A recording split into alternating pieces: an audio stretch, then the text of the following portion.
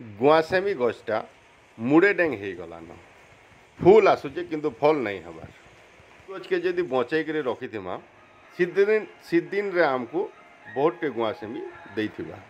वर्तमान तो झिपिर झिपिर वर्षा लगी रही। धनिया पतर आरु कच्चा मिर्चियार सांगे जदि पातला देसी टमाटर होइछे बोले झिपिर झिपिर वर्षा पागरे गरम गरम पकड़ी सांगे चटनी सकालर नास्ता के जीवन दे दी थी। कला मिर्चा देखुन यहाँ देखबार लगी जिते सुंदर बासना भी पूरा मिर्चार बासना और राग भी कम नहीं से।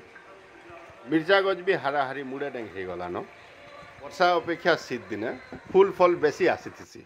इटा तो वर्षा झिपिर झिपिर लगी लगी लगी केते झुनगा तुलमा आरु टिके खरा हो आरु ई झुनगा के तुलमा देखुन इटा बैगन भी तुलबार बतरिया हो गलान।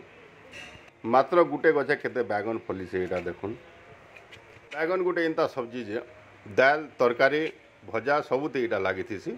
प्योरली ये बैगनटा बिना कीटनाशक बिना रासायनिक खत सार रे हेछि। कम खाउन पछे भल जिनिस टिके खाबार उचित। करलाटा पाटी के पिता होते भी देह लगी भल गुण करथेसी। करला भी इटा दिने दी दिन भितर तुलबार बतरिया हो गलान। नुआ नुआ फूल भी फुटुचे कसी भी धरीचे गोटे दुईटा करला भी तुलबार बतरिया हो गलान।